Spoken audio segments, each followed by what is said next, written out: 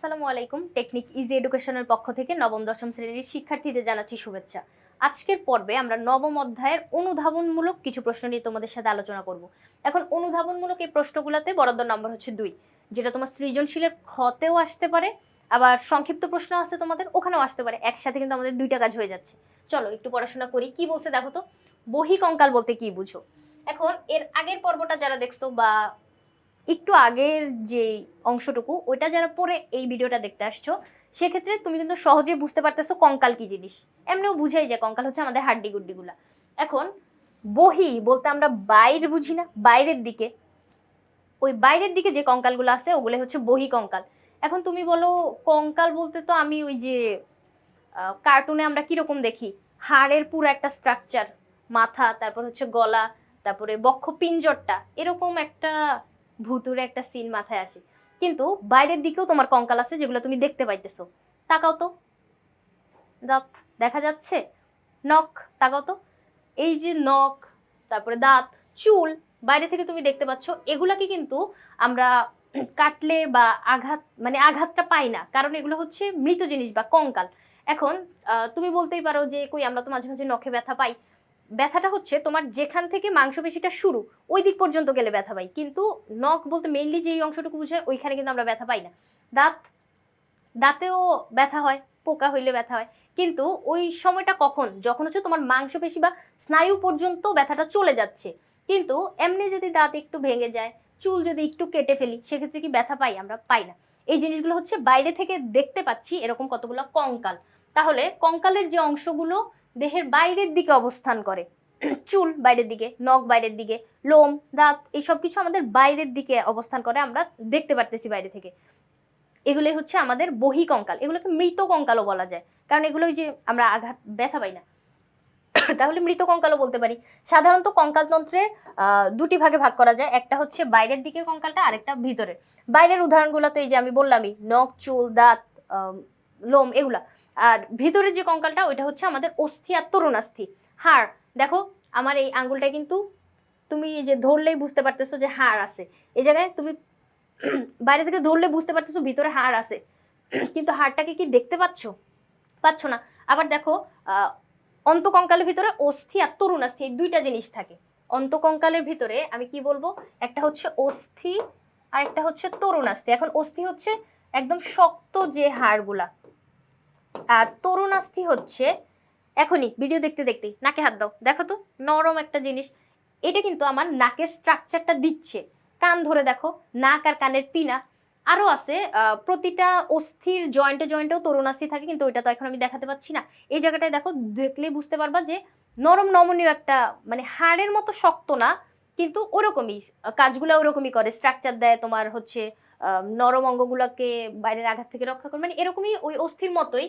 কিন্তু ও হচ্ছে আরেকটু নরম, আরেকটু বেশি স্থিতিস্থাপক। কি জন্য স্থিতিস্থাপক বলতো? এই শক্ত হাড়টাকে তুমি বাইরে থেকে বাড়ি দিলে কিন্তু ফাটল ধরে যাইতে পারে বা ভেঙে যাইতে পারে, কিন্তু এই নরম তরুণাস্থিগুলোকে যদি বাড়ি দাও সেক্ষেত্রে কিন্তু ওরা সহজে ভাঙে না। তাহলে আমরা কি বুঝলাম, অন্তকঙ্কালের ভিতর অস্থি আর তরুণাস্থির দুইটা জিনিস আছে। কঙ্কালতন্ত্রের যে উপাদানসমূহ দেহের বাইরে থেকে অথবা বাহ্যিকভাবে দৃশ্যমান, ওইটাই হচ্ছে বহিকঙ্কাল। সহজ কথা, কঙ্কাল আমরা সবাই চিনি, বহি মানে বাইরে, বাইরে থেকে দেখা যায়, ওগুলো হচ্ছে বহিকঙ্কাল। লিখতে পারবো, সহজ। তারপরে কি বলছে দেখো তো, অস্থি বলতে কি বোঝায়? সহজ জিনিস, অস্থি বলতে আমরা হাড়গুলাকে বুঝতেছি, শক্ত হাড়গুলাকে। তাহলে অস্থি এক ধরনের রূপান্তরিত যোজক কলা, দেহের সর্বাপেক্ষা দৃঢ় যে কলাটা। আমাদের দেহে বিভিন্ন ধরনের কলা আছে, কলা বলতে আমরা তন্ত্রটাকে বুঝতেছি, বিভিন্ন ধরনের তন্ত্র আছে, কিন্তু ওর ভিতরে সবচেয়ে শক্ত বা দৃঢ় যেটা, ওটা হচ্ছে অস্থি। এখন তোমাকে যদি আমি বলি যে অনেকগুলা তন্ত্র আছে কোথায় কোথায়, এই যে দেখো তুমি খাবার খাচ্ছ, তোমার খাবারটা এই যে দাঁত বা যান্ত্রিক পরিপাক, মুখ থেকে কিন্তু শুরু হয়, চাবানো থেকে শুরু করে একদম পুষ্টি দেহে অ্যাবজর্ব হয়ে উচ্ছিষ্টাংশগুলা মলের মাধ্যমে বের হয়ে যাওয়া পুরা প্রক্রিয়াটা অনেকগুলা অঙ্গ মিলে করতেছে। দাঁত থেকে শুরু করে অন্ননালী, তারপরে হচ্ছে তোমার পাকস্থলিতে গিয়ে হইলো যকৃৎ থেকে কিছু পদার্থ আসলো, পিত্তথলি থেকে কিছু পদার্থ আসলো, তারপরে তোমার ক্ষুদ্রান্ত্রের ভিতর হচ্ছে পরিপাক হইলো, বৃহদান্ত্রে পানি অ্যাবজর্ব হইলো, সব কিছু মিলায় তারপর মলাশয়ে হচ্ছে জমা থেকে কিছুক্ষণ পরে দেহ থেকে বের হয়ে গেল। এই পুরা প্রসেসটা করার জন্য বা সবগুলা কাজ করার জন্য অনেকগুলো অঙ্গ একসাথে কাজ করতেছে, তাহলে ওদের সবাইকে মিলে সবাই একসাথে একই কাজ করলো, ওটাকে আমরা বলবো হচ্ছে তন্ত্র বা কলা। সেক্ষেত্রে অস্থি, শক্ত যে কলাগুলা, ও হচ্ছে আমাদের দেহে দৃঢ়তা প্রদানের কাজ করতেছে, আমাদের চলনে সাহায্য করতেছে, বাইরের আঘাত থেকে ভিতরের নরম অঙ্গগুলোকে সুরক্ষা প্রদান করতেছে। এরকম অনেক অনেক কাজ অনেকগুলো কঙ্কাল একসাথে করতেছে, মানে অনেকগুলো হাড় একসাথে করতেছে, তাহলে ওকে আমরা কলা বলতে পারি। সেক্ষেত্রে এই কলাটা হচ্ছে সবচেয়ে দৃঢ় কলা, বা এই তন্ত্রটা হচ্ছে সবচেয়ে দৃঢ়। এখন অস্থি এক ধরনের রূপান্তরিত যোজক কলা। রূপান্তরিত কেন বলছে? কারণ এটা হচ্ছে তরুণাস্থি থেকে আসছে, এরকম বলা যায় যে তরুণাস্থির গায়ে, তরুণাস্থি তো নরম তাই না, ওখানে মনে করো অনেকগুলা ধাতুর প্রলেপ পড়তে থাকলো, ক্যালসিয়ামের বিভিন্ন যৌগ প্রলেপ পড়ে পড়ে ওইটা হচ্ছে শক্ত হয়ে গেল, তাহলে ওরকমই রূপান্তরিত হইলো, তরুণাস্থি থেকে অস্থি আসলো, রূপান্তরিত এক ধরনের যোজক কলা। যোজক কলা কি জন্য? এটা তো অনেকবার বলছি এর আগের পর্বটাতেও। যোজক কলা হচ্ছে এরকম, যেটা তোমার মাতৃকার পরিমাণ থাকবে অনেক বেশি, মানে তরল লিকুইড থাকবে বেশি, কিন্তু কোষ থাকবে অনেক কম, মানে কোষের পরিমাণ ওই মাতৃকার থেকে কম থাকবে, আর ওই মাতৃকা যেহেতু বেশি আর কোষগুলা কম, এরকম ছড়ানো ছিটানো অবস্থায় থাকবে। এরকম স্ট্রাকচার হলে আমরা বলি হচ্ছে যোজক কলা। যোজক কলা লিকুইডও হইতে পারে, যেমন রক্ত লসিকা একদম লিকুইড তাই না, আবার শক্তও হইতে পারে। দেখো অস্থি, তরুণাস্থি, এই যে শক্ত হাড়গুলা, এগুলাকে আমরা যোজক কলা বলবো। তাহলে অস্থি হচ্ছে এক ধরনের রূপান্তরিত যোজক কলা, যেটা দেহের সবচেয়ে দৃঢ় একটা কলা। অস্থির মাতৃকা বা আন্তঃকোষীয় পদার্থ এক প্রকার জৈব পদার্থ দ্বারা তৈরি। মাতৃকার মধ্যে অস্থি কোষগুলো ছড়ানো থাকে, এই যে এই কথাগুলাই। কারণ যেহেতু যোজক কলা, ওর কোষ কম থাকবে, মাতৃকা বেশি থাকবে, কোষগুলো মাতৃকার ভিতর ছড়ানো থাকবে, এই কথাগুলাই। আর অস্থি কোষকে অস্টিওব্লাস্ট বলে, এটা কিন্তু গুরুত্বপূর্ণ একটা ক নাম্বার সংজ্ঞা। অস্টিওব্লাস্ট কি? ব্লাস্ট নামের শেষে আসে মানে হচ্ছে কোষ। দেখো, ব্লাস্ট নামের শেষে আসে মানে হচ্ছে কোষ, তাহলে অস্থির কোষগুলাকে অস্টিওব্লাস্ট বলবো, তরুণাস্থির কোষগুলাকে কন্ড্রিওব্লাস্ট বলবো। সহজ কিন্তু। তাহলে অস্টিওব্লাস্ট হচ্ছে এই অস্থির কোষ। এসব কোষ শাখা প্রশাখা যুক্ত, মানে শাখা প্রশাখা থাকবে, মানে একটার সাথে আরেকটা যুক্ত থাকবে। কিরকম?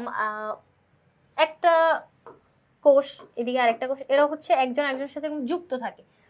তারপরে দেখতে অনেকটা মাকড়সার জালের মতো, মানে যুক্ত থাকলে তো এরকম জাল হয়ে যাবে না, মাকড়সার জালের মতো। অস্থি মূলত phosphorus, sodium, potassium, calcium, phosphorus, sodium, potassium, calcium, এই সবগুলা কি দেখো তো, এই সবগুলা ধাতু না? আমি যে বললাম যে ধাতুর প্রলেপ পড়ে পড়ে শক্ত হয়ে গেছে, ওইরকমই এই যে অনেকগুলা ধাতু, ফসফরাস, সোডিয়াম, মেইনলি হচ্ছে ক্যালসিয়াম। ক্যালসিয়ামটা হাড় গঠনের জন্য অনেক গুরুত্বপূর্ণ। দেখবা যে মাঝে মাঝে হাড় ক্ষয় হয়ে গেলে বা দাঁত ক্ষয় হইলেও ডাক্তার হচ্ছে আমাদেরকে ক্যালসিয়াম খাইতে বলে তাই না, ক্যালসিয়াম ট্যাবলেট দেয়। সেক্ষেত্রে ক্যালসিয়াম হচ্ছে এগুলো গঠনের জন্য অনেক গুরুত্বপূর্ণ ভূমিকা পালন করে। অন্য ধাতুগুলোও আছে, এই যে ফসফরাস, সোডিয়াম, পটাশিয়াম।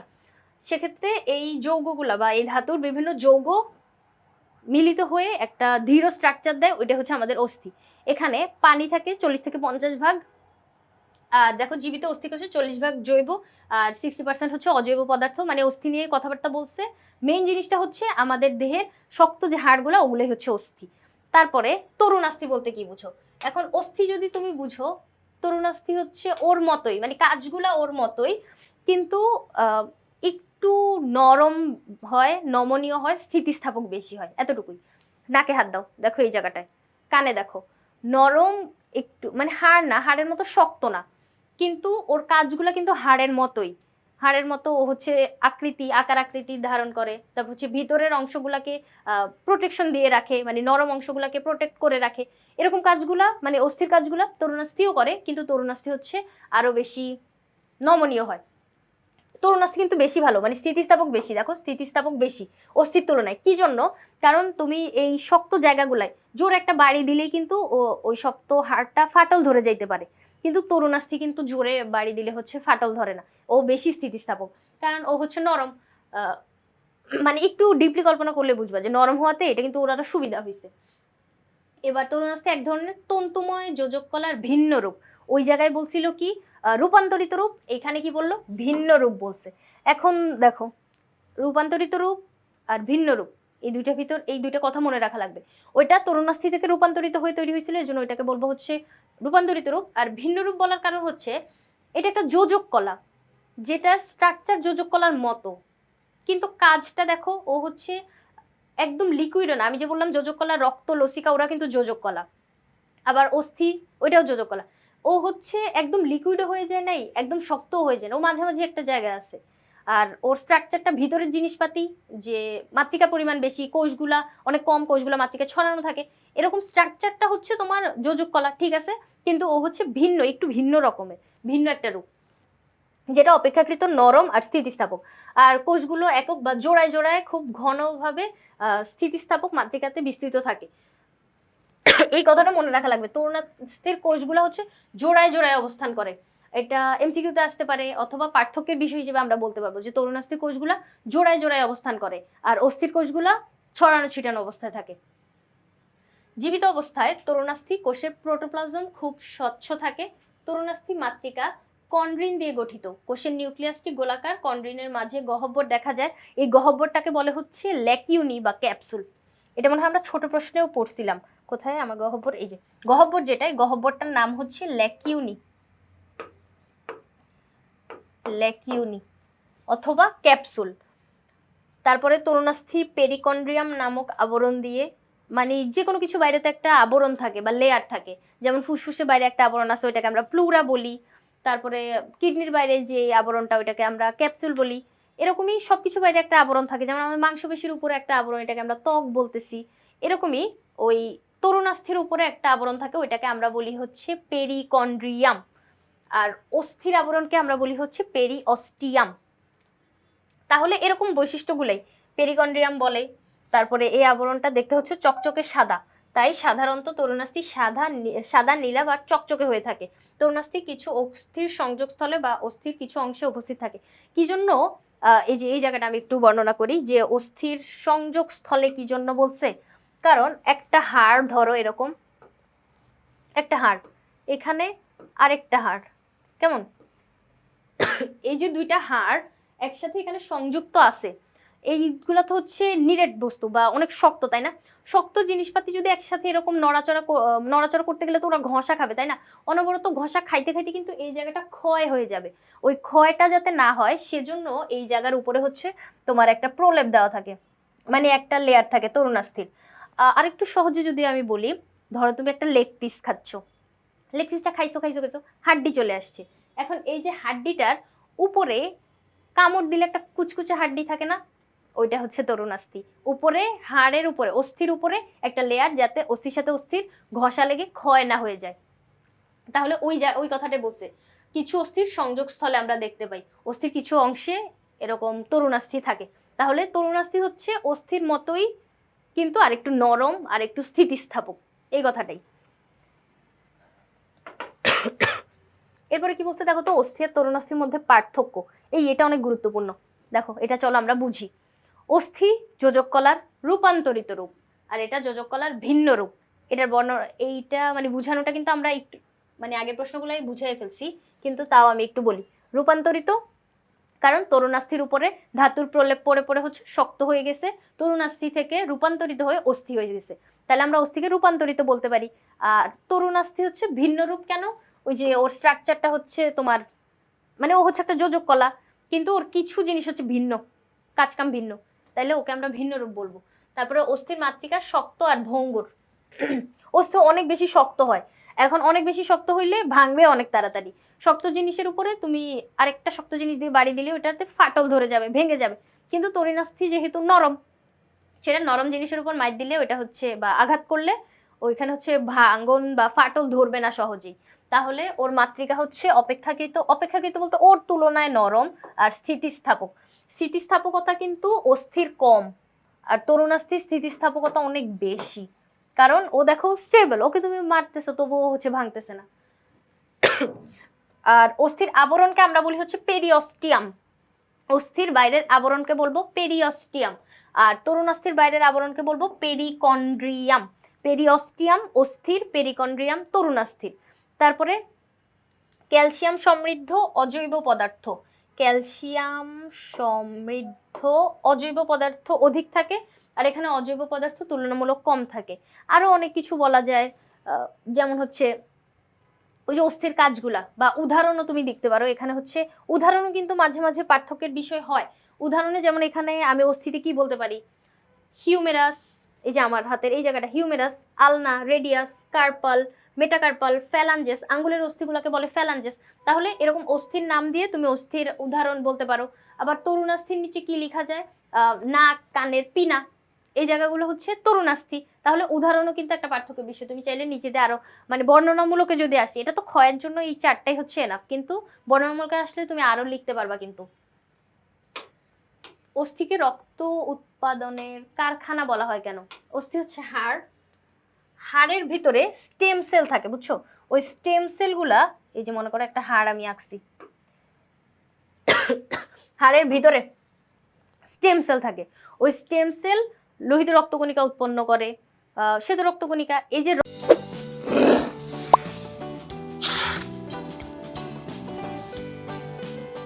রক্তগুলো উৎপন্ন করলো, আবার কিন্তু এখানে এসেই হচ্ছে ধ্বংস হয়। এখন রক্ত তৈরির কারখানা, কারণ এখান থেকেই সব রক্ত উৎপন্ন হয়। এখন হাড় তো আমাদের দেহে এরকম একটা না, 206টা হাড় আছে। তাহলে ওই হাড়গুলোর ভিতরে যেগুলোর ভিতরে স্টেম সেল আছে, ওগুলা হচ্ছে তোমার রক্ত উৎপন্ন করে। কি লিখছে দেখো তো, অস্থি মজ্জা, ভিতরের এই জিনিসগুলা, অস্থি মজ্জা থেকে রক্তকণিকা সমূহ। রক্তকণিকা কিন্তু আমাদের 3 ধরনের, লোহিত, শ্বেত আর অনুচক্রিকা। 3 ধরনের রক্তকণিকা আছে, উৎপন্ন হয়, মানে এই রক্তকণিকাগুলো উৎপন্ন হয়। এই জন্য এটাকে রক্ত উৎপাদনের কারখানা বলা হয়। কারখানায় যেমন জিনিসপাতি উৎপন্ন হয়, সেমন এখানে যেহেতু উৎপন্ন হচ্ছে, তাহলে আমরা এটাকে কারখানা কেন বলতে পারবো না? পারবো। অস্থিমজ্জা নামক এক ধরনের স্পঞ্জের মতো নরম টিস্যু হাড়ের ভিতরে অবস্থান করে। এখন এই জায়গায় আমি এতক্ষণ বলছি যে অস্থি হচ্ছে শক্ত, শক্ত হাড্ডিগুলাই হচ্ছে অস্থি, এখন আবার নরম বলতেছে। নরম বলতে ভিতরের জিনিসগুলো হচ্ছে একটু মানে ওই বাইরের যতটা শক্ত, ক্যালসিয়াম জমা হয়ে হয়ে যতটা শক্ত, ভিতর হচ্ছে আরেকটু নরম। কিভাবে? আমি আবার একটা লেগ পিস তুমি খাচ্ছ, খাওয়ার পরে হাড্ডিটাতে আসছো, আসার পরে ওই যে কুচকুচি হাড্ডিটাও মানে তরুণাস্থিটাও খেয়ে ফেলছো। এখন ওই হাড্ডিটাকে যদি তুমি কোনোভাবে দাঁত দিয়ে ভাঙতে পারো, ভিতর থেকে দেখবা খয়েরি কালারের চকলেট, মানে চকলেটের মতো দেখতে আর কি, ওই জিনিসগুলা হচ্ছে তোমার ওই অস্থি মজ্জা। অনেকে বুঝতে পারছো, মানে আমি বুঝাতে পারছি কিনা জানি না, কিন্তু ওই জিনিসটা মানে ভিতরের ওই জিনিসটা হচ্ছে, এর বাইরে তো হচ্ছে তোমার এই যে তরুণাস্থি থাকতেছে, আর ভিতরে এটা হচ্ছে অস্থি মজ্জা, যেটা হচ্ছে স্পঞ্জের মতো নরম টিস্যু। ওই জায়গাটাই হচ্ছে রক্তকণিকা উৎপন্ন হওয়ার মেইন জায়গাটা, মানে ওইখানেই উৎপন্ন হয়। আর এখান থেকেই আমাদের দেহের রক্তকণিকা তো অনেকগুলা না, 3টা, লোহিত, শ্বেত আর রক্তকণিকা। শরীরের প্রয়োজনীয় রক্তকোষগুলা এখানে তৈরি হয়। এখানে এসে কিন্তু আবার ধ্বংস হয়, মানে যকৃত মাঝে মাঝে রক্ত তৈরি করে, কিন্তু মেইনলি হচ্ছে আমরা এই অস্থি মজ্জাটাকে বুঝি।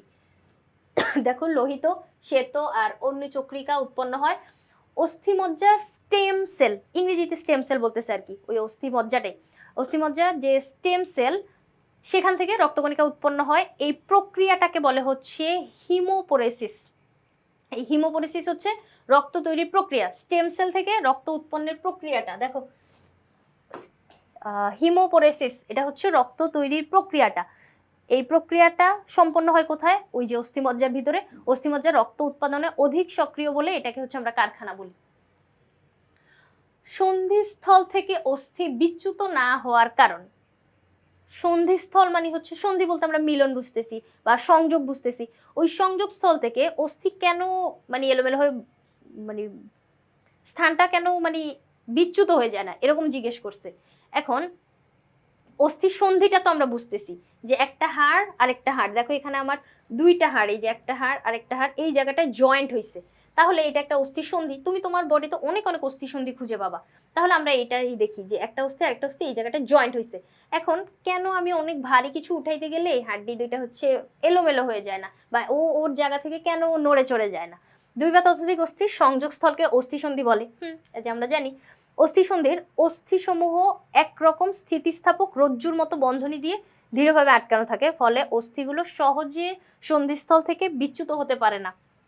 হ্যাঁ, অবশ্যই আটকানোই তো থাকবে, কারণ এত বড় একটা স্ট্রাকচার যেটা হচ্ছে জয়েন্টে জয়েন্টে না আটকাইলে তো আসলেই বিচ্যুত হয়ে যাইতো। কিন্তু কেন হচ্ছে না দেখো তো, স্থিতিস্থাপক রজ্জুর মতো বন্ধনী দিয়ে দৃঢ়ভাবে আটকানো থাকে। তারপরে কি বলছে যে দেখো, ফলে অস্থিগুলো সহজে নড়ে যায় না। সন্ধিস্থল বিভিন্ন অঙ্গ প্রত্যঙ্গ সঞ্চালনে সহযোগিতা করে। সাধারণত অস্থি সন্ধিগুলোতে লিগামেন্ট দ্বারা অস্থিগুলো যুক্ত থাকে। এখন এই যে দেখো, টেন্ডন আর লিগামেন্ট। টেন্ডন হচ্ছে পেশি আর অস্থিকে সংযুক্ত করবে। পেশি বলতে মাংসপেশি, মাংসপেশির সাথে ভিতরে যে হাড় আছে ওই হাড়গুলোকে সংযুক্ত করবে। আর এখানে একটা হাড় আছে, এখানেও একটা হাড় আছে, এই দুইটা হাড়কে সংযুক্ত করবে হচ্ছে লিগামেন্ট। তাহলে লিগামেন্টের কাজ কি? একটা হাড়ের সাথে আরেকটা হাড়কে সংযুক্ত করা। তাহলে এই যে দেখো, অস্থির সাথে অস্থি, মানে অস্থিগুলোকে, একটা অস্থি আরেকটা অস্থি, একের অধিক অস্থি আমাদের লাগতেছে, তাহলে অস্থিগুলোকে বা অস্থিসন্ধিগুলোকে লিগামেন্ট দ্বারা মানে আটকায় রাখে। আটকায় রাখে বলতে হচ্ছে সৃষ্টিকর্তা এইভাবে বানাইছে, আটকায় বানাইছে। তার চারপাশে বিভিন্ন ঝিল্লি যেমন সাইনোভিয়াল মেমব্রেন থাকে, এদের কারণেই হচ্ছে সন্ধিস্থল থেকে অস্থি বিচ্যুত হয় না। আমি যদি এখন তোমাকে একটা জিনিস একে দেখাই, এরকম হবে ব্যাপারটা, দেখো তো, একটা হাড় আরেকটা হাড়, অস্থিসন্ধি, এর মাঝখানে এরকম একটা গহ্বর থাকে, এটাকে আমরা বলবো হচ্ছে সাইনোভিয়াল গহ্বর, যেখানে সাইনোভিয়াল ফ্লুইড থাকে। এর উপরে আরেকটা লেয়ার যায়, এরকম লেয়ারটা হচ্ছে মানে লিগামেন্টের, তারপর তরুণাস্থির, এই জায়গাটায় তরুণাস্থিও থাকে, এই জায়গায় সবকিছু মিলে একটা অস্থিসন্ধি গঠিত হয়। তাহলে অস্থিসন্ধিটা এই জিনিসগুলাই বলছে যে অনেকগুলো রজ্জুর মতো বন্ধনী থাকতেছে, লিগামেন্ট থাকতেছে। লিগামেন্ট হচ্ছে এই যে উপর দিয়ে যেটা দিলাম, একদম উপর দিয়ে, মানে আমি তোমাকে যদি একটু বলি, এটা একটা হাড়, এর উপর দিয়ে ধরো আরেকটা হাড় দিলাম। এখন এই দুইটা হাড়কে আমি একসাথে এখান থেকে কস্টিপ দিয়ে এই পর্যন্ত, আবার এই পাশ থেকে কস্টিপ দিয়ে এভাবে আটকায় দিলাম। এই কস্টেপটা কি করতেছে? পুরা দুইটাকে একসাথে আটকায় রাখার বা বাইরের থেকে দুইটাকে একসাথে ধরে রাখার কাজ করতেছে না, অস্থির সাথে অস্থিকে আটকায় রাখতেছে। এটা হচ্ছে লিগামেন্টের কাজ। একটা এই যে এটা দেখো, একটা হাড় আর একটা হাড় উপরে যদি কল্পনা করো, এই দুইটাকে আমি এভাবে স্কচ টেপ দিয়ে আটকায় দিলাম, এটা হচ্ছে আমাদের লিগামেন্টের কাজ। তাহলে এরকম জিনিসপাতিগুলা, লিগামেন্টগুলা, তারপর রজ্জুগুলা থাকার কারণে কিন্তু অস্থি সন্ধিগুলা স্থানচ্যুত হয়ে যায় না। তারপরে প্রশ্নে যাই, চলো। সাইনোভিয়াল অস্থিসন্ধি বলতে কি বুঝো? একটু আগে যে আঁকাইলাম ওইটাই সাইনোভিয়াল অস্থিসন্ধি। এটা বলতে আমি কি বুঝি, এটা হচ্ছে একটা হাড় আর একটা হাড় যেখানে মানে সন্ধিটা হবে বা যেখানে হচ্ছে সংযুক্ত থাকবে ওরা, ওই জায়গাটায় ভিতরে মাঝখানে হচ্ছে ফ্লুইড থাকবে।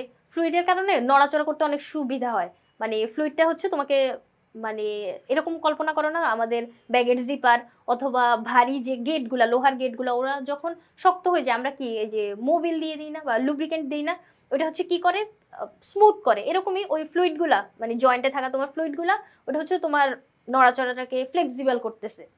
কি বলছে দেখো তো, একটি অস্থিসন্ধিতে দুটি মাত্র অস্থির বহির্ভাগে এসে মিলিত হয়ে একটি সরল সাইনোভিয়াল অস্থিসন্ধি গঠিত হয়। মানে সাইনোভিয়াল অস্থিসন্ধি বলতে আমরা অস্থির সংযোগস্থলকে বুঝতেছি, কিন্তু সরল সাইনোভিয়াল হচ্ছে একটা হাড় আরেকটা হাড়, সহজ একটা সন্ধি। দেখো, একটা হাড় আরেকটা হাড়, এই জায়গাটায় যে জয়েন্টটা, এই জায়গাটায় যে জয়েন্টটা, এটা হচ্ছে তোমার সরল একটা মানে অস্থিসন্ধি বলতে পারি, কারণ একাধিক অস্থির সংযোগস্থল থাকে। সেক্ষেত্রে দুইটা অস্থি মিলিত হয়েছে, এটা হচ্ছে সবচেয়ে সরল।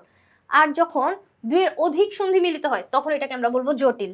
এই যে অনেকগুলো অস্থি সন্ধিও একসাথে হইতে পারে, দুইটা মাত্র অস্থি মানে মিনিমাম দুইটা তো লাগবেই, কারণ একটা অস্থি আর একটা অস্থি সংযোগ হওয়া লাগবে, তাহলে দুইটা তো মিনিমাম লাগতেছেই। আর জটিল বললে অনেকগুলা। এখন অনেকগুলা তুমি কই দেখতে পাবা? অনেকগুলা, এইটা ভাবো, এই যে দেখো হিউমেরাস, এই জায়গাটায় দুইটা হাড় একসাথে থাকে, আলনা রেডিয়াস। এই হিউমেরাস, আলনা, রেডিয়াস সব এই জায়গাটা জয়েন্ট না, তিনটা আছে। তারপর এই জায়গাটা কল্পনা করো, এইখানে এই যে তোমার কবজাটাতে কার্পাল যেগুলা, হিউমেরাস, আলনা, রেডিয়াস, কার্পাল, মেটাকার্পাল, ফ্যালাঞ্জেস। এখন এই যে কার্পাল, এইখানে 8টা হাড় আছে একসাথে, আবার এইখান থেকে 2টা আসছে, এই দিক থেকে 5টা, এখানে একটা জটিল অস্থিসন্ধি তৈরি হয়েছে না, এই জায়গাটা অনেকগুলো হাড় একসাথে আছে না, তাহলে এটাকে আমরা বলবো জটিল সাইনোভিয়াল অস্থিসন্ধি।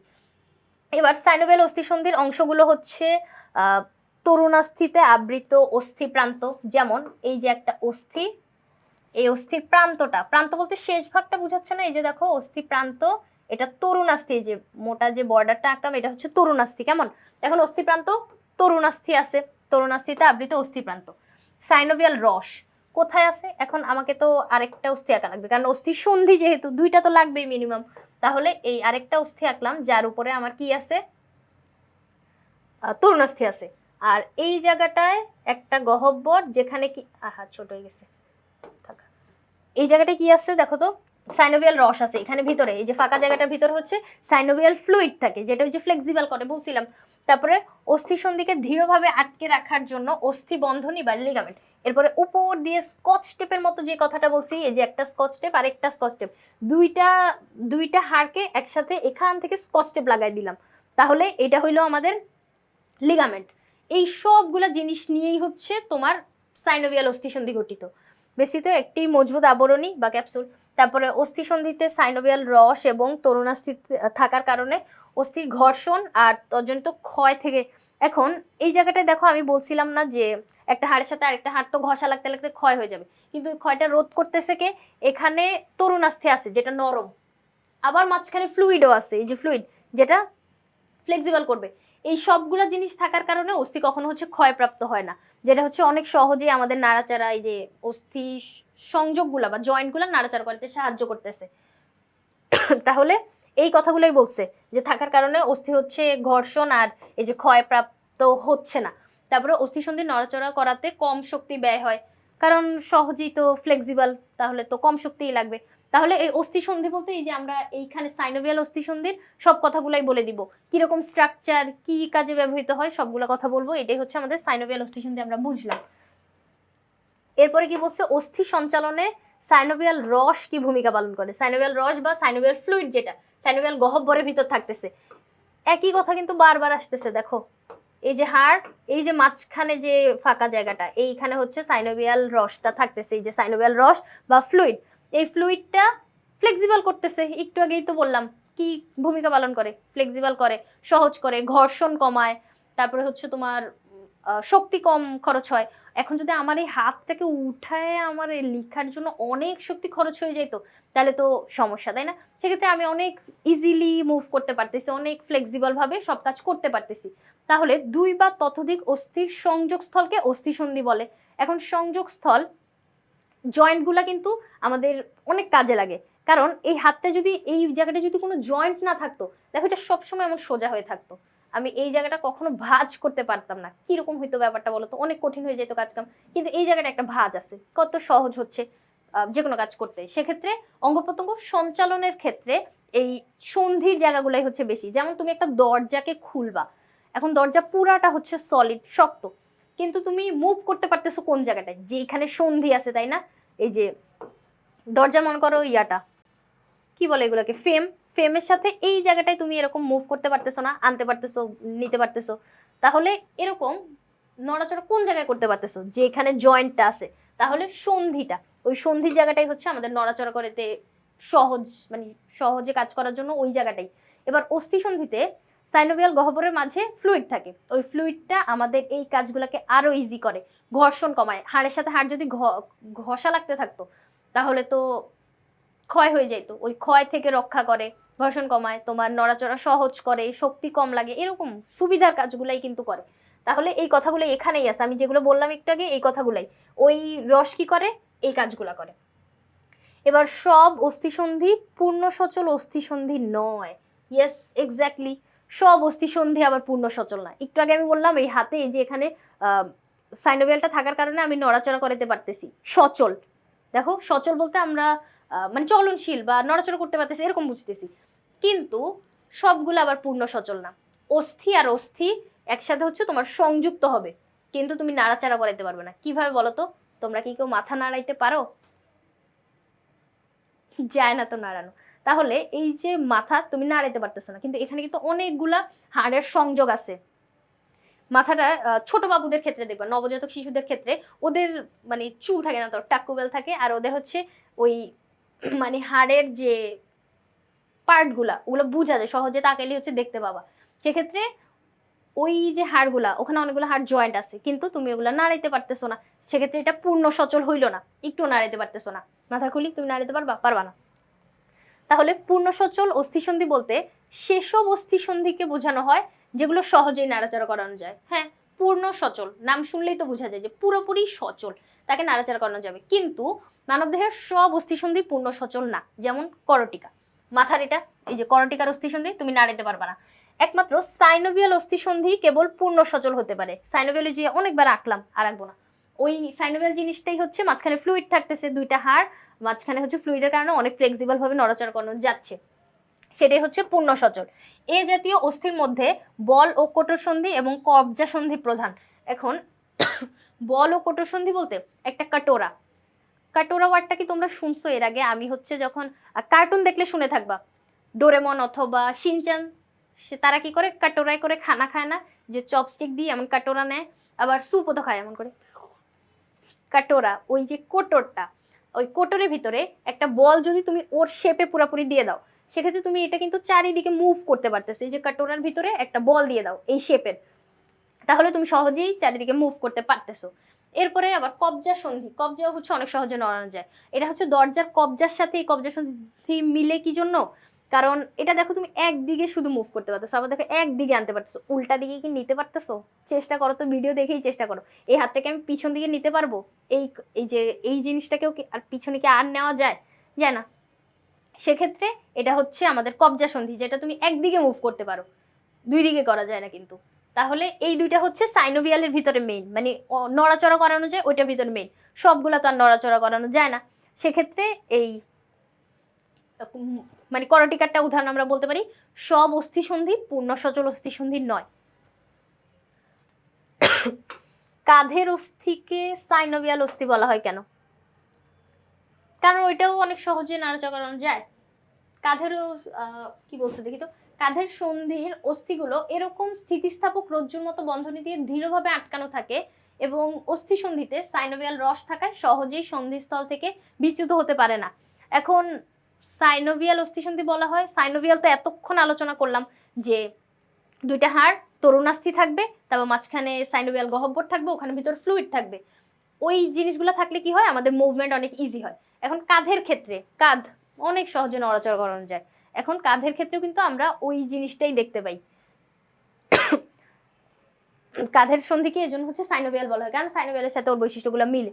এখন মিললো কিভাবে? বল ও কঠোর সন্ধিতে সন্ধিস্থলে একটি অস্থির মাথায় গোল অংশ থাকে, এরকম থাকে। আমি যদি একটু এঁকে দেখাই, এরকম একটা মানে হাড়টা থাকে, এরকম একটা হাড় যার মাথায় হচ্ছে এরকম গোল বলের মতো থাকতেছে, এই যে গোল অংশ। অন্য অস্থির কোটরে এমন ভাবে স্থাপিত হয় যেন অংশটি বাঁকানো। এই যে অন্য একটা অস্থি যেটা এরকম ভাবে বাঁকানো থাকবে যে এই বলটা ওইটার ভিতরে একদম পারফেক্ট ভাবে আটকে থাকবে, যেটা সকল দিকে এখন নাড়াচাড়া করানো যায়। কাঁধের সন্ধিও ওরকম, এই জায়গায় বলটা এমন ভাবে আটকানো থাকবে যেটা তুমি সব দিকে হচ্ছে নাড়াতে পারবা। তাহলে এই কাঁধের অস্থিটাকে আমরা সাইনোভিয়াল অস্থি সন্ধি বলতে পারবো, কারণ এটা হচ্ছে মুভমেন্ট অনেক সহজ, অনেক ফ্লেক্সিবল। দেখো অস্থিটি বাঁকানো যায়, পাশে চালনা করা যায়, কিংবা সকল দিকে নাড়ানো সম্ভব হয়। তাছাড়া কাঁধের সন্ধিতে সাইনোভিয়াল রস ধারণকারী সাইনোভিয়াল গহ্বর থাকে। এখন এই যে রস ধারণকারী বা ফ্লুইডটা যখন থাকতেছে, ওই জায়গাটা আরো বেশি ফ্লেক্সিবল হচ্ছে। সেক্ষেত্রে আমরা কাঁধের সন্ধিকে ও সাইনোভিয়াল বলতে পারি, কারণ কাঁধের অস্থিটা হচ্ছে সাইনোভিয়ালের বৈশিষ্ট্যগুলোর সাথে মিলে যায়, মানে ওইটা সাইনোভিয়ালই, এই জন্য ওরা সাইনোভিয়াল বলি। কিন্তু গুছাই এভাবে লিখবো। তারপরে কি বলছে দেখো তো, আমরা সহজেই কোনোই বাঁকা বা সোজা করতে পারি কেন? কারণ ওই জায়গায় হচ্ছে কবজা সন্ধি থাকে। এখন কবজা একটু আগে আমি বলছি যে একদিকে শুধু নড়াইতে পারবা, কোনোইও তো দেখাইলাম, এখনই তুমি হচ্ছে চেক করো, দেখো তো তুমি কোনোই কয় দিকে নড়াইতে পারো। কোনোইয়ের যে অস্থিটা ওইটাকে আমরা শুধু একদিকে নাড়াইতে পারি, এজন্য ওইটাকে হচ্ছে কবজা সন্ধি বলবো। কি জন্য? কারণ দরজার কবজা একদিকে আমরা নাড়াইতে পারি। নর্মাল যে দরজাগুলো, আবার কেউ কেউ শপিং মলের দরজায় চলে যায় না, শপিং মলের দরজা আবার দুই দিক থেকে ঠেললেই খুলে, পুল আর পুশ, তাই না? এই তোমাদের কি এই জায়গাটায় মানে গোলমাল লাগে যে শপিং মলে ঢুকতে গেলে এখন কি আমি ঠেলবো নাকি টানবো? পুল আর পুশ, তাই না? এই গ্যাঞ্জামটা কিন্তু আমারও লাগে। ওই দরজা কল্পনা করিও না, নর্মাল বাসার দরজাগুলো কল্পনা করো, একদিকে শুধু খোলা যায়।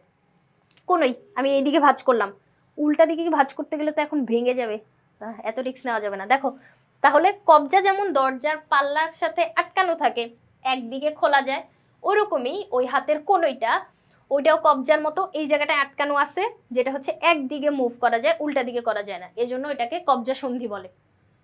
এটা এক ধরনের সাইনোভিয়াল অস্থি সন্ধি, কারণ সহজে নড়াচড়া করানো গেলেও এটা হচ্ছে সাইনোভিয়াল অস্থি সন্ধি। হাতের কনুইকে দরজার কবজার সাথে তুলনা করা হয়েছে।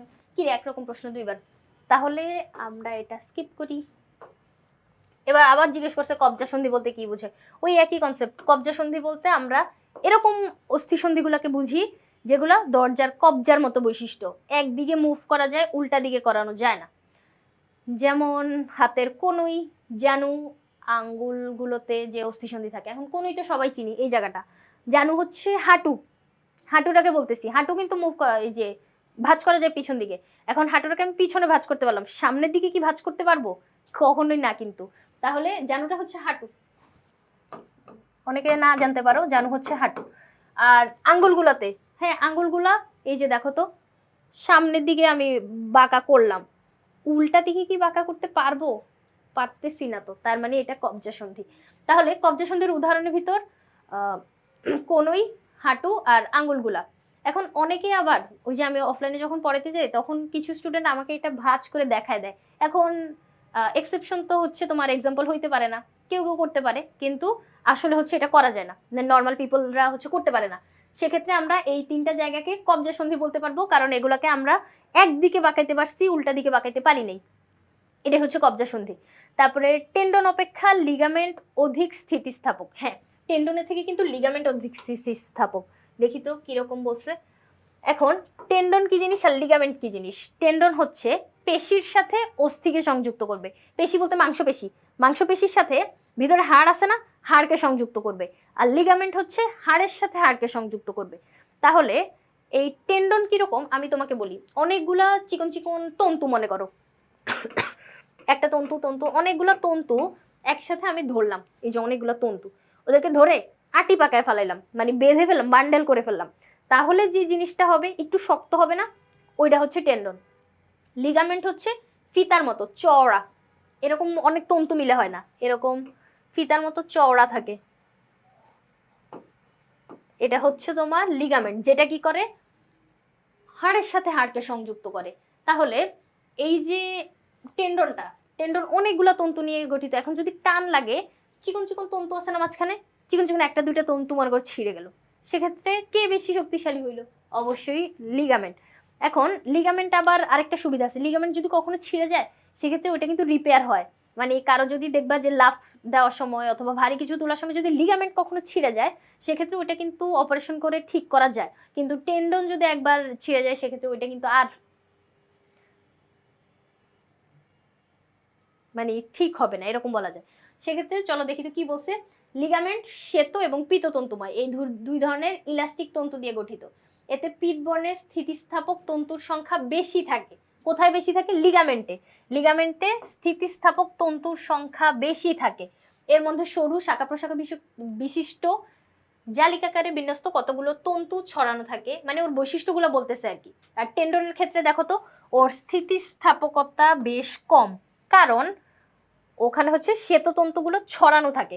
এখন ছড়ানো ছিটানো অবস্থায় থাকলে যে স্ট্রেংথটা পাবা, ওরা যদি একত্র থাকে সেটা একটু মজবুত হবে না, এরকম কথাটাই বলছে যে ওইখানে মাতৃকাতে শ্বেততন্তুগুলো ছড়ানো থাকে। আর এইখানে কি বলছে? আলাদাভাবে অবস্থান করে বলে স্থিতিস্থাপকতা তুলনামূলক বেশি। দেখো এখানে হচ্ছে জালের মতো থাকে বা শাখা প্রশাখা। এখন শাখা প্রশাখার মতো থাকলো আর ছড়ানো ছিটানো অবস্থায় থাকলো, মানে একত্রে থাকলে শক্তি বেশি নাকি ছড়ানো ছিটানো অবস্থায়, এটা তো বুঝায় যে ইউনিটি স্ট্রেংথ, ওই গল্পটার মতো, তাই না? এই যে একটা কৃষকের চারটা ছেলে থাকে, বান্ডেল ভাঙতে দেয়, ওরকমই। তাহলে এই জায়গায় টেন্ডনের থেকে লিগামেন্ট বেশি স্থিতিস্থাপক, মানে লিগামেন্টের ফ্লেক্সিবিলিটি বেশি থাকে। আর তাহলে ওর কোষগুলা ছড়ানো থাকতেছে, কারগুলা? টেন্ডনের কোষগুলো মাতৃকায় ছড়ানো ছিটানো থাকতেছে, আর ওগুলা হচ্ছে জালের মতো, জালের মতো থাকতেছে। আর্থাইটিস কি বা গেটে বাত, মানে গিটে গিটে ব্যথা, এরকম একটা রোগ আর কি, একটা সমস্যা। এখন আর্থ্রাইটিস এটা হচ্ছে মেডিকেলের ভাষায়, আর গেটে বাত এটা তোমরা বলতে শুনো, বাত রোগ তো শুনছোই। তাহলে গিটে গিটে ব্যথাটা। এবার আর্থ্রাইটিস হচ্ছে এক ধরনের বাত রোগ। অনেক দিন ধরে যদি তুমি বাত জ্বরে ভুগো, মানে বাত জ্বর যদি হয়, সেক্ষেত্রে ওই বাত জ্বরের ফলে তোমার হচ্ছে এই গিটে গিটে ব্যথাটা হইতে পারে। এই রোগ হইলে কি হয়, তোমার গিটে ব্যথা করে। গিট বলতে যে কোনো গিট্টু, হ্যাঁ গিট্টু বলতে হচ্ছে জয়েন্ট, হাড়ের জয়েন্টগুলা, ওগুলাতে হচ্ছে ব্যথা হবে, ফুলে যাবে, শক্ত হয়ে যায়। এখন শক্ত হইলে কি সমস্যা? শক্ত হইলে তো আরো ভালো, মজবুত হয়ে গেছে না, কিন্তু গিটগুলা যদি শক্ত হয়ে যায় তখন কিন্তু ঝামেলা। তুমি দেখো এই গিট বলতে জয়েন্টটা যদি ফ্লেক্সিবল না হয়, তুমি হাতটা নাড়াচাড়া করাইতে পারবা? আমার এই জায়গাটা শক্ত হয়ে গেছে, এখন এই জায়গাটা আমার একটা জয়েন্ট, আমি হাতটা এখন সোজা করে রাখতেছি, কোনোভাবে মুভ মানে ভাঁজ করতে পারতেছি না, এটা একটা ঝামেলা না? সেক্ষেত্রে এই যে অস্থিসন্ধি বা গিঁটটা, এটাতে ব্যথা হবে, ফুলে যাবে, শক্ত হয়ে যাবে, ফলে অস্থিসন্ধি নাড়াতে অনেক কষ্ট হবে। এখন নাড়াইতে গেলে মানে এটা একটা রোগ, যেহেতু এই যে সমস্যা হওয়া মানেই তো রোগ, তাহলে এই যে হাড়ের জয়েন্ট গুলাতে, অস্থিসন্ধি গুলাতে যে মানে বাত জ্বরের কারণে এরকম যে লক্ষণগুলা যদি দেখা দেয়, সেক্ষেত্রে আমরা এটাকে বলবো হচ্ছে গেটে বাত বা আর্থ্রাইটিস। বয়স্কদের ক্ষেত্রে এই রোগ পুরোপুরি সারে না, কারণ তাদের হচ্ছে বয়স যত বাড়তে থাকবে হাড় আরো বেশি ড্যামেজ হইতে থাকে। এজন্য কিন্তু বয়স্কদের দেখবা যে বসা থেকে উঠতে গেলেই, আবার বসতে গেলে ওদের হচ্ছে হাড়গুলো অনেক বেশি ব্যথা, কারণ হচ্ছে ক্ষয় হইতে থাকে। ওই হাড়ে ক্যালসিয়াম যদি তুমি পর্যাপ্ত পরিমাণে গ্রহণ না করো, সেক্ষেত্রে ক্যালসিয়ামের অভাব দেখা দিলে কিন্তু হাড় ক্ষয় হয়ে যায়। সেক্ষেত্রে ছোট বাচ্চাদের ক্ষেত্রে এটা রিপেয়ার হয়ে যায়, ছোটবেলা সবকিছুই রিপেয়ার হয়ে যায়। তোমরা খেয়াল করবা যে যে কোনো অপারেশন কিন্তু ছোট বয়সে মনে করো করা প্রয়োজন, আল্লাহ না করুক, সেক্ষেত্রে ছোট বয়সেই করায় ফেলবা, কারণ এই সময় হচ্ছে তোমার রিপেয়ার ক্ষমতাটা অনেক বেশি থাকে, তুমি সেক্ষেত্রে হচ্ছে তাড়াতাড়ি মানে সেরে উঠতে পারবা। কিন্তু বয়স যত বাড়বে, সেক্ষেত্রে একটা সমস্যা একদম বেঁধে বসেই থাকবে, ওইটা কখনোই হচ্ছে আসলে ঠিক হয় না। তারপরে ওইটা নিয়ে অনেকদিন ভুগতে ভুগতে এক সময়, তাহলে এই যে বয়স্কদের ক্ষেত্রে এটা পুরোপুরি সারে না, এই কথাগুলোই বলছে, যথাযথ ব্যবস্থা নিলে উপশম করানো যায়। তো গেটে বাত বা আর্থ্রাইটিস হচ্ছে গিটে গিটে ব্যথা, মানে তোমার জয়েন্টে ব্যথা, অস্থি সন্ধিগুলাতে ব্যথা, সহজ কথা। এরপরে বয়স্ক মানুষের ক্যালসিয়াম সমৃদ্ধ খাবার প্রয়োজন কেন? এই যে একটু আগে বললাম, ওদের ক্যালসিয়াম হচ্ছে নাই হয়ে যেতে থাকে বা ক্ষয় হয়ে যেতে থাকে। তাহলে অস্থি গঠন করার জন্যই হচ্ছে মানে আমাদের হাড় ক্যালসিয়াম জাতীয় যৌগ বা ধাতু দ্বারা হচ্ছে গঠিত। তাহলে ক্যালসিয়াম এক ধরনের ধাতু। আর শুনবা যে হাড়ে ব্যথা হইলে বা দাঁতে সমস্যা হইলে ডাক্তার কি বলে? ক্যালসিয়াম খাইতে বলে। ক্যালসিয়াম হচ্ছে এগুলা রিজেনারেট করতে বা ওইটাকে আবার তৈরি বলবো না, মানে হচ্ছে আবার পাওয়ারফুল করার জন্য ক্যালসিয়ামটা লাগে।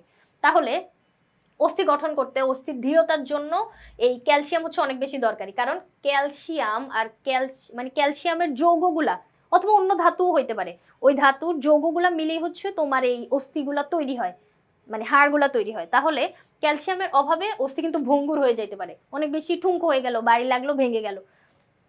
হাড় ভেঙে গেলে তো আবার সমস্যা, হাড় তো আর কখনো ঠিক হবে না, কারণ একটা শক্ত জিনিস এটা তোমার ফাটল ধরে গেল বা ভেঙে গেল, ফাটলে আবার অনেকগুলো প্রকারভেদ আছে, এটা তোমরা বড় ক্লাসে গেলে জানতে পারবা।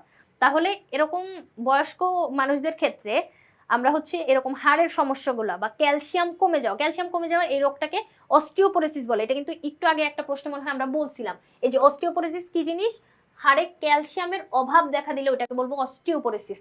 তাহলে বয়স বৃদ্ধির সাথে সাথে ক্যালসিয়ামের অভাবে অস্থির ঘনত্ব কমতে থাকে, ক্যালসিয়ামের অভাব দেখা দিলে অস্থির ঘনত্ব কমে যাবে, ভঙ্গুর হয়ে যাবে, হাড়ের যে কোনো সমস্যা, মানে হাড়ের সমস্যা এগুলাই, ভেঙে যাওয়া না দুর্বল হয়ে যাওয়া। তাহলে এটা কি জন্য হবে? ক্যালসিয়ামের অভাবেই হবে। দেহে বিভিন্ন ধরনের রোগ হওয়ার আশঙ্কা বেড়ে যায়, এজন্য অস্থির গঠন আর দৃঢ়তার জন্য, মানে হাড্ডিটাকে সুন্দর রাখার জন্য, এখন সুন্দর রাখা বলতে হাড্ডিটাকে স্ট্রং আর ওর গঠনটা ঠিক রাখলেই হচ্ছে হাড্ডি ঠিক। এখন এই জন্য কি করা লাগবে? ক্যালসিয়াম খাওয়া লাগবে। তাহলে এই জন্যই ওদের ক্যালসিয়াম সমৃদ্ধ খাবারের মাধ্যমেই তো আমাদের দেহে সবকিছু যাবে। তাহলে ওই ক্যালসিয়াম সমৃদ্ধ খাবার যদি তুমি বেশি খাও, সেক্ষেত্রে ওই খাবারটা তো ভাঙবে, তাই না? একদম ক্ষুদ্র কণায় পরিণত হয়ে আমাদের বডি ওটাকে অ্যাবজর্ব করে। তখন কি হলো? অ্যাবজর্ব করার জন্য কিন্তু তোমাকে ক্যালসিয়াম জাতীয় খাবার বেশি খাইতে হবে, তাহলে তুমি হচ্ছে হাড় সুস্থ রাখতে পারবা। দাঁত সুস্থ রাখতে হচ্ছে এই ক্যালসিয়ামই লাগে। তাহলে দেখো, আজকে আমরা অনুধাবনমূলক যে প্রশ্নগুলো সমাধান করলাম, এগুলো কিন্তু ক্ষয়ের জন্যও দরকারি, আবার সংক্ষিপ্ত প্রশ্নের জন্য, একসাথে কিন্তু আমাদের দুইটা কাজ হয়ে গেল। তাহলে আশা করি তোমরা আজকে ক্লাসটা বুঝতে পেরেছো। পরবর্তী পর্ব দেখার আমন্ত্রণ রইল। ধন্যবাদ সবাইকে।